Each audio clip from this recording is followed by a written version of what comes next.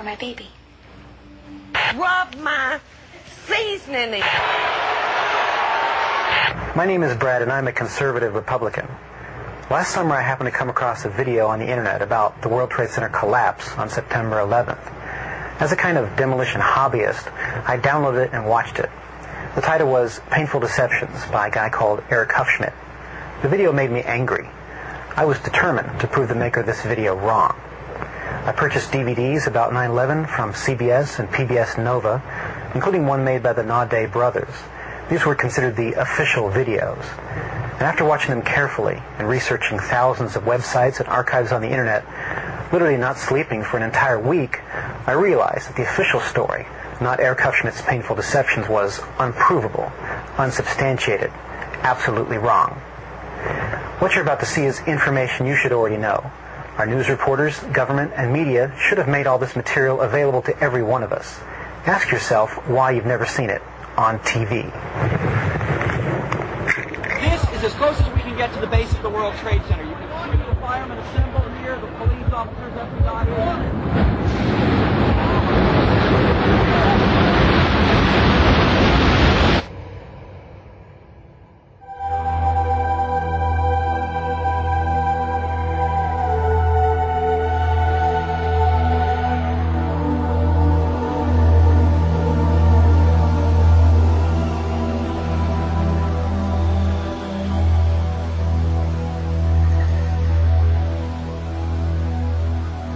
On September 11th, we learned that 4 passenger planes were hijacked and taken radically off course. Within an hour, 2 of the planes had flown into the enormous steel towers of the World Trade Center, creating fires and eventually toppling them.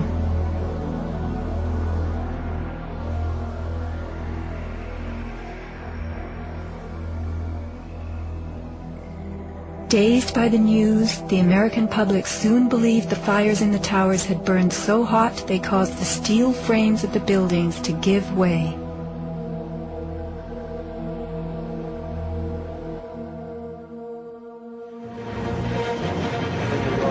A myth developed, fed by official sources through the media to a bewildered audience. So what was attacked again?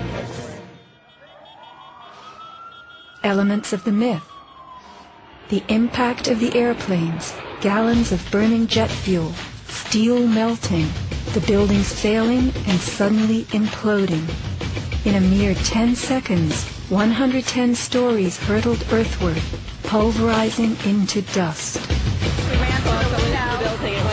Right from the start, on the street itself, the official story was born. Come out of nowhere and just scream right into the side of the Twin Tower, exploding through the other side. And then I witnessed both towers collapse, one first and then the second, mostly due to structural failure because the fire was just too intense.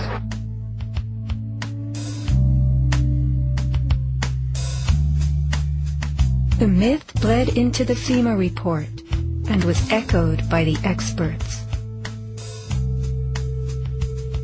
It was the combination of the impact load doing great damage to the building, followed by the fire that caused collapse.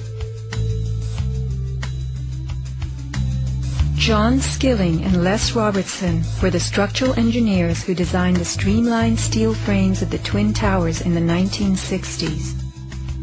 Because a wayward Army bomber flew into the Empire State Building in 1945, the towers were built with skyscraper crashes in mind. The airplane we were envisioning was the largest airplane of its time, flying slowly and low, lost in the fog. We designed the buildings to take the impact of the Boeing 707 hitting the building at any location. But the aircraft that hit the towers was a Boeing 767, heavier than a 707, fueled for a transcontinental flight, and traveling fast. 707s and 767s are comparable. The maximum takeoff weight of a fully loaded 707 is almost 334,000 pounds. As airplanes only carry the fuel load they need, the smaller model 767s that struck the towers were not, in actuality, maximally fueled or close to their maximum takeoff weight. As for the heat of the fires, listen to the radio communications of these New York City firemen. We got tanks. I saw the pockets of fire. We should never knock it down 2 lines. Where you know that? 78th floor. We got tanks. I saw the pockets of fire. We got tanks. Isolated pockets of fire. 2 water lines to knock them down. FEMA's executive summary relays that much of the fuel in the planes, jet-grade kerosene, was consumed by the initial fireballs and the following few minutes of fire. It then tells us that the burning jet fuel spread between floors and ignited the building's contents, causing more fire and generating heat. This was somehow enough to bring down the tower's 47-column steel core, 236 exterior columns, and thousands of steel trusses all at the same time. Watch the tower smoking in the aftermath of the plane strikes. If you have ever tried to light a wood fire, you will know that smoking logs tell you the fire is not burning successfully. Smoke is the sign of an oxygen-starved fire. The Twin Towers stood for over an hour, smoldering but not flaming. During that time, thousands of people were evacuated by way of the stairwells. Others, trapped by debris, stood in the smoke-filled windows and signaled for help. In fact, the towers did what they were built to do. The building was designed to have a fully loaded 707 crash into it. That was the largest plane at the time. I believe that the building probably could sustain multiple impacts of jetliners because this structure is like the mosquito netting on your screen door, this intense grid, and the jet plane is just a pencil puncturing that screen netting. It really does nothing to the screen netting. The towers were built to withstand 140-mile-an-hour gusts produced by winter storms. Anyone in them on a windy day could feel them swaying. The single impact of a jetliner was no more of a blow than the continued battering of a hurricane. I was just putting my stuff away, and all of a sudden we heard a loud crash, and the building started shaking, kind of moving like a wave. New Yorkers were stunned 1 hour later when the first tower fell. To the best of my knowledge, the considerations of the fuel in the airplane in terms of an explosion or a great fire was not considered. Now, we were not responsible for that aspect of the design. Imagine building expressly for airplane impact, but never thinking of the fuel.